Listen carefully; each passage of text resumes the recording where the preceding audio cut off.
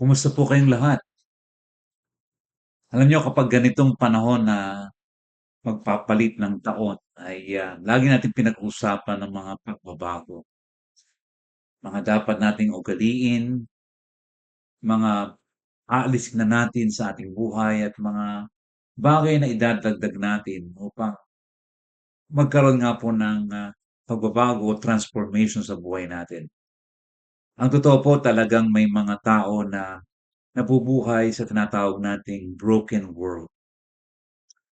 Ang kanilang mundo ay wasak, ang kanilang mga mundo ay buo.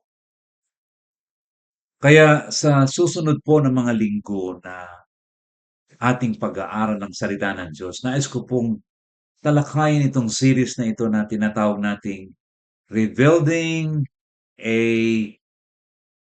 Broken Private World. At sa araw pong ito, pag-usapan natin yung dangerous myths of broken worlds. Nais po natin magbigay ng pag-asa sa mga taong tila man din ang kanilang buhay ay hindi mabuo-buo. Maring napakalayo nila sa Diyos. O maring nagsisimula silang lumapit sa Diyos pero talagang ang kanilang buhay ay hirap na hirap at patuloy na hinihila pababa tila man din.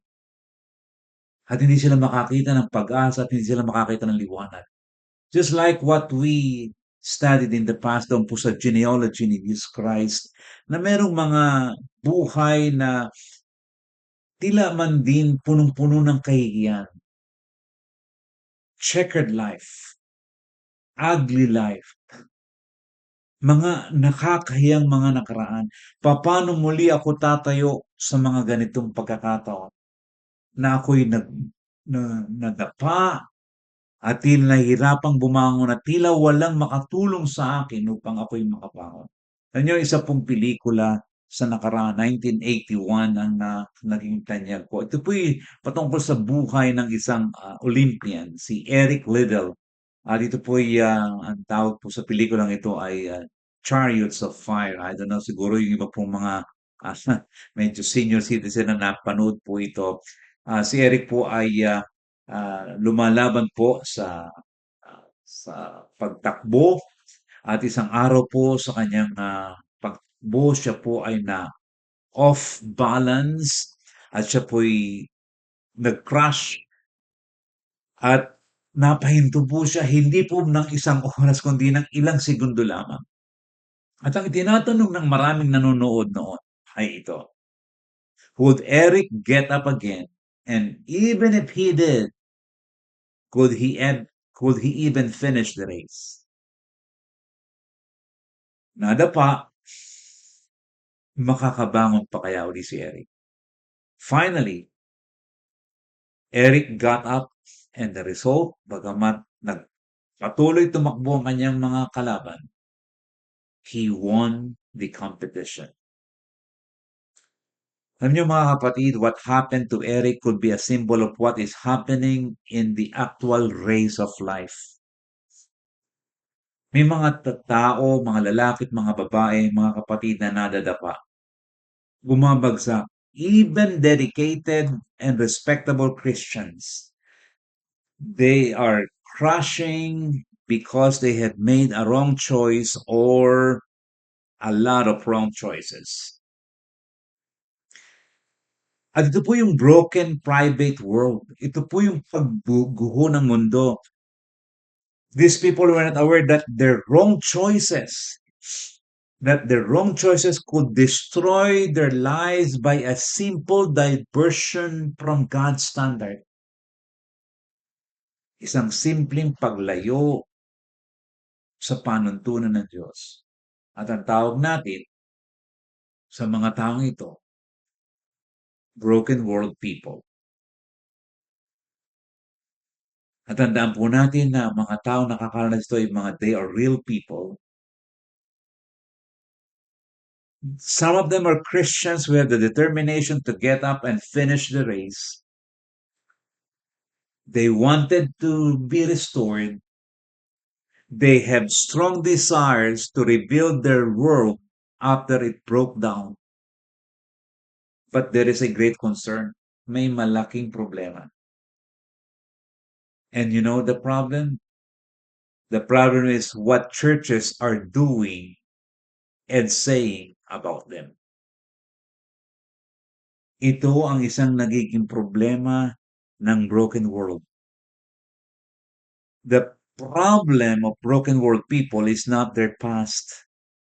Many times, the attitude of church people among the broken world people is the problem in the rebuilding process. Meron pong dalawang klase ng mga mananampalataya o ng iglesia na magre-respond po sa mga taong gumuguho o gumuho ang mundo na dahilan sa pagkakasala. Ang una pong klase ng iglesia o attitude ng church among the broken world people ay yung tinatawag nating they act like a courtroom or courtroom attitude. At syempre po, sa courtroom attitude, the emphasis in the courtroom is judgment, punishment to sin, emphasis on what a person deserves. Yan po ang courtroom attitude. Yan po ang isang attitude na maaaring na ipapakita ng iglesia o ng mga mananampalataya, ng mga Jesus followers sa mga taong gumuguho ang mundo, mga taong nagkakasala. They could be great preachers, prominent church leaders, effective teachers, model fathers, caring mothers, responsible youth leaders, and many others na nagkasala at ang tingin ng iba sa kanila, ng miyembro ng iglesia, ang tingin sa kanila ay parang tingin ng isang nasa courtroom. Judgment, punishment, give what the person deserves. Pangalawa po, meron naman pong mas magandang tingin sa mga taong bumagsak at nagkasala and they act like a hospital. Ito naman po yung mga iglesia na the emphasis is healing, recovery, every wound is touched carefully, tenderly, yet, yes, there is a pain felt kasi hinahawakan ng sugat, but that was a necessary pain. And the goal is recovery. The goal is wholeness, not to judge you, not to condemn you, but to help you recover from your sin sickness. At alam ko po mga kapatid, na hindi mawawalan sa ating mga paligid ngayon ng mga broken world people. Ayaw lang nilang lumabas sapagkat makakatulan sila. Ayaw nilang ipakita ang totoo at sabihin ng totoo sapagkat maikukundi na sila. Pero ang tinatanong ng mga taong ito, can my world ever be rebuilt? Can I be useful again? Is there life after falling into sin? Alam po niyo nung bata ako, kagaya ng ilang mga bata po, ako'y may kalikutan. Lalo po naman lahat ng mga bata ay nakaranas ng kanya-kanyang uri ng kalikutan. And I was playing around the house. And in the process, I accidentally knocked down ang isa pong napakagandang ceramic flower vase ng aking ina. Only a small section was damaged. Hindi naman po malaki at dahilan sa aking pagiging creative I was able to hide that broken part. Naitago. Konting pihit-pihit lang, hindi na makikita yung konting nabasag. But the longer the days of hiding, the longer the fear, the longer the pain, and the longer the worry. Alam niyo yun, di ba?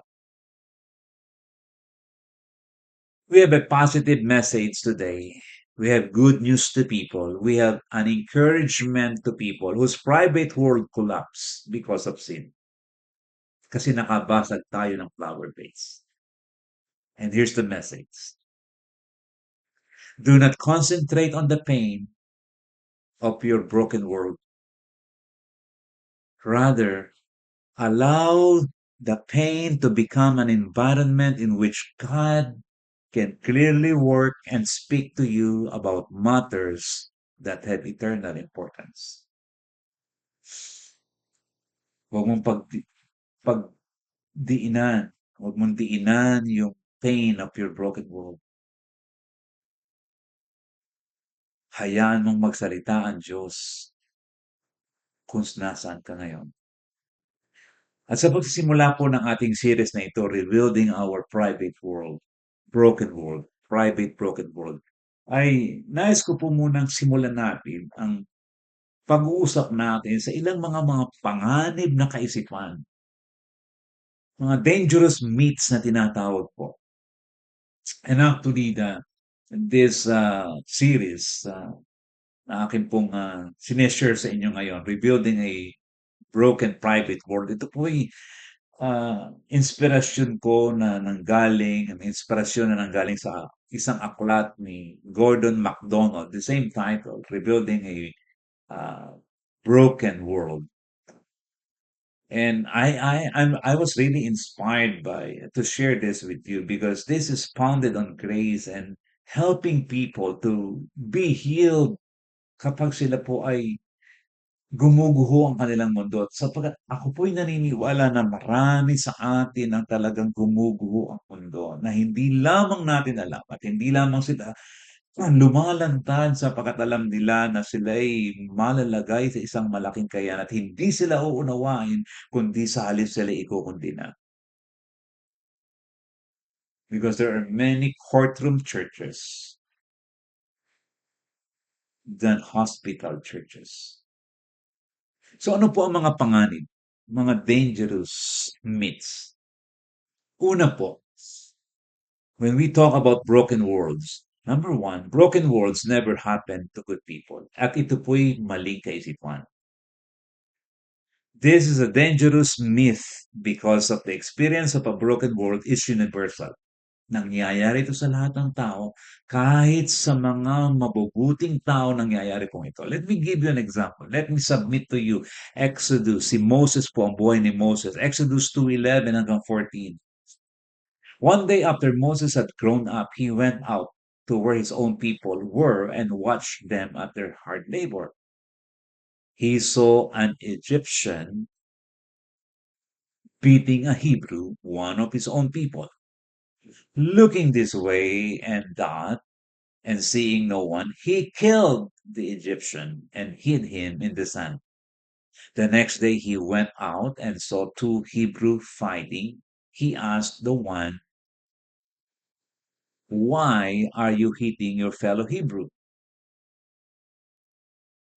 The man said, "Who made you ruler and judge over us? Are you thinking of killing me as you killed the Egyptian?" Then Moses was afraid and thought, "What I did must have become known." Maliwanag po mga kapatid sa kwentong ito that Moses became a member of the Broken World Club. And welcome to the club. Because he killed the Egyptian and hid him in the sand. Kagaya ko, nakabasag ng flower vase, nakapingas ng flower vase at itinago yung pangit na aking nabasag upang hindi lamang malaman ang aking maling ginawa. And sabi ko nga po, the longer we hide it, the longer the pain, the longer the worry, the longer the fear. And I believe Moses experienced that. His pain, his fear, his worry got more intense when he learned that someone saw and knew what he did. Naku, may nakakaalam pala. May nakaalam pala. Kapatid, kaibigan, what if Moses were a member of your congregation? Nalaman niyo yung ginawa niya. How would you receive someone like Moses? How would you treat someone na kagaya niyan? Would your church be a courtroom judging him or a hospital for him to experience healing, wholeness, and recovery?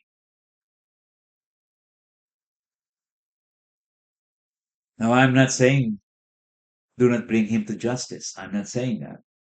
Of course, there is a place for that. But we're talking about the church, the attitude of the church to broken world people. So let Moses remind me and remind you that good people can experience a broken world.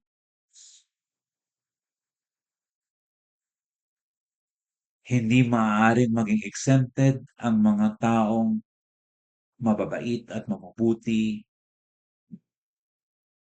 na gumuho at mawasak ang kanilang mundo. Kaya po isang malaking maling paniniwala that broken worlds never happen to good people. Pangalawa pong maling paniniwala ay ito, broken world can never happen to me. Alam po niyo isang bansa na advance po sa kanilang mga intelligence, isa pong bansa na dinevelop po nila ang isang sensitive radar to detect any flying object within their country, within their space, upang hindi magkaroon ng mga major terrorist attacks. They were able to detect and identify any aircraft na maaaring maglanding sa kanila. But one day, meron pong isang small rented single engine airplane na bumaba sa kanilang airport nang hindi nila namamalayan. A tiny airplane made a final stop sa kanilang bansa nang hindi nila malalaman. Bagamat malakas ang kanilang radar, ang kanilang military, lahat mahusay, isang small rented single engine airplane hindi na-detect at naglanding unharmed.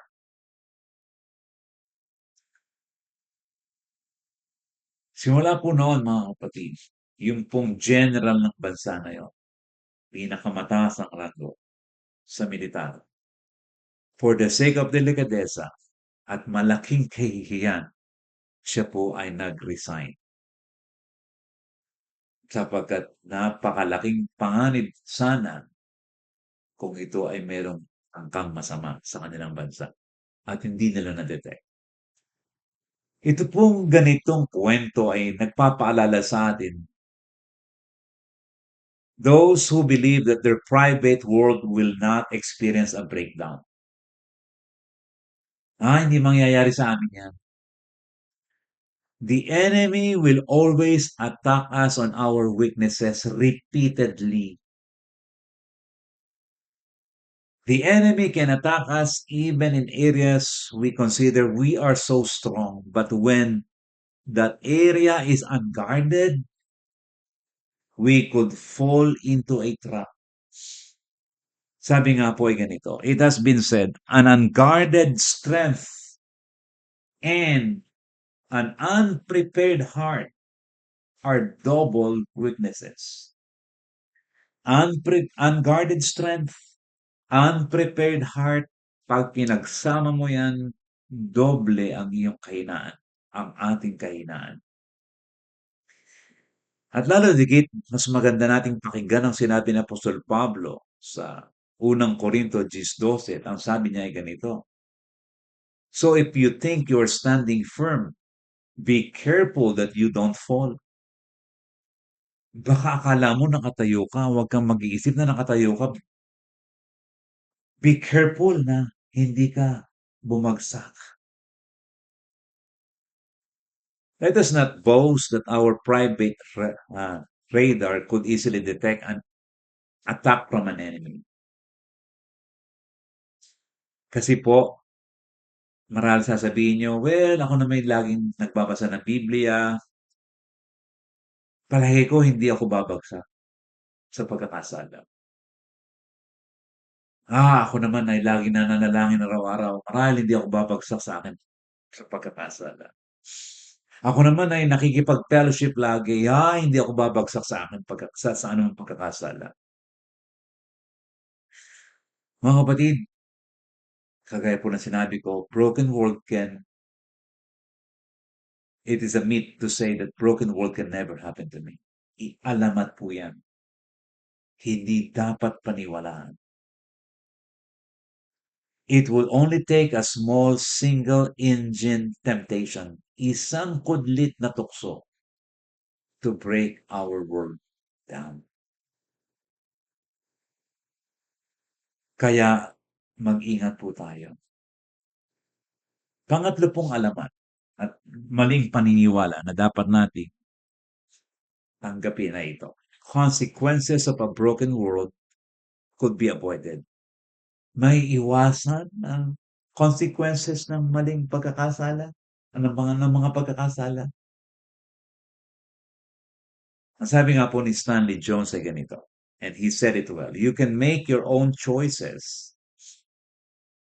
You cannot control the consequences of those choices.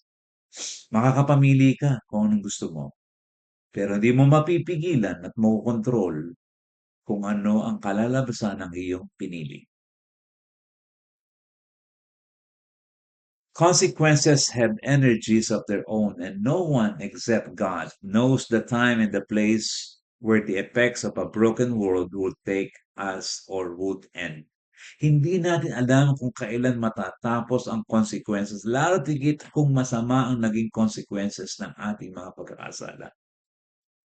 The reality or consequence of a broken world is always sad, frustrating, and extremely difficult. Kaya atin pong pakinggan ang paalala ng salita ng Diyos. At ito po ang paalala ng salita ng Diyos sa atin sa Numbers 32 verse 23. But if you fail to do this, you will be sinning against the Lord. And you may be sure that your sin will find you out. Mag-ingat tayo sa ating pagkakasala. Bakit? You may be sure that your sin will find you out. Sa kapareho pong paalala ay sinabi ni Apostol Pablo sa Galatia 6:7 at 8, Galatians chapter 6 verses 7 and 8 ang ganito. Do not be deceived. God cannot be mocked. A man reaps what he sows. The man who sows to please his sinful nature, from that nature will reap destruction. The man who sows to please the Spirit, from the Spirit will reap eternal life. It's a choice. It's a choice. Consequences is a choice. Ginawa mo, pagdudusahan mo. Mali ang pagpili mo, pagdudusahan mo. There is only one way to avoid the consequences and not to experience the consequences, the evil consequences of our sin. At ano po ang pwede natin gawin to avoid the consequences? Follow God, love God, obey God. Kaya, as we start this series, rebuilding our broken private world, I would like to submit to you to reject ito pong mga maling ideya, ito pong mga alamat, ito pong mga maling kaisipan of a broken world. Broken worlds never happen to good people. Broken world will not happen to me. Wala yan, hindi yan mangyayari sa akin. And also to say and to claim that I can avoid the sad consequence of a broken world is wrong. You cannot avoid the sad consequences of a broken world. I cannot, and you cannot, and we cannot. Lahat po tayo mga kapatid ay vulnerable to experience a broken world. Lahat tayo dapat mag-ingat. We don't have to na magkasala at mahulog sa pagkakasala at hindi dapat. Pero mga kapatid, if our hearts would be unprepared, unguarded, we might end up learning a hard lesson the hard way. Kaya nga po, my challenge to you and to myself is the message of this song that I have learned many, many years ago. And this is still a very beautiful song for us to sing and to remember. Living for Jesus. Sabi po dito, living for Jesus, a life that is true, striving to please Him in all that I do, yielding allegiance, glad-hearted and free. This is the pathway of blessings for me. Living for Jesus. Gusto po nating maiwasan ang broken world. We need to live for Jesus. A life that is true. A life that strives to please Jesus in all that we do. Giving Him our hearts. Giving Him our allegiance. And that is a pathway of blessing. Mga kapatid, as we start a new year, I hope that we will continue to live fully for Jesus, all in, fully committed to Jesus, because that's the only way of blessing. And so let me start this series sa pagtatapos po natin sa araw na ito ng unang series, unang installment na ating series by praying for you and for me for the coming new year. Bow with me po and let's pray. Father, we just want to thank you for the coming year ahead of us, parating sa aming buhay. We thank you for the past year. Salamat po, Panginoon, sa pagbibigay mo sa amin ng isang taon ng iyong mga kagandahang loob at pagpapala. At doon naman po sa mga nakaranas ng mga kalungkutan at mga bagay na kabiguan, we pray, God, that you will constantly be upon them, comforting them, helping them. Those who are in sorrow, comfort them, O God. And we are entrusting to you, O God, itong bagong taong parating sa buhay namin. Alam namin ikaw ang aming kasama. Emmanuel, God is with us. And so we ask, God, that you will continue to strengthen our hearts, that you will continue to help us to walk closer and closer with you each day of our lives. Samahan mo nga po ang bawat isa na lagi namin nakakasama sa pag-aaral ng iyong mga salita na kagaya nito. Bless them, O God. Enrich their lives ng inyong mga salita upang patuloy kaming maging malakas sa aming relasyon sa inyo. Once again, O God, we are entrusting everything to you. We give you all the glory. In Jesus' name we ask and we pray. Amen and amen. Muli po, nagpapasalamat ang inyong lingkod. Sa bawat sa inyo, salamat po sa pag-share nyo ng mga videos na ito. Thank you for trusting na meron po kayong matututunan dito at meron po kayong mapupulot by the grace of God. Let God teach you. At muli po mga kapatid, nag-aanyaya sa susunod na pag-aaral nitong ating sinimulang series, Rebuilding Our Broken World. Hanggang sa muli po, nagpapasalamat, Jonathan Orin Diaz,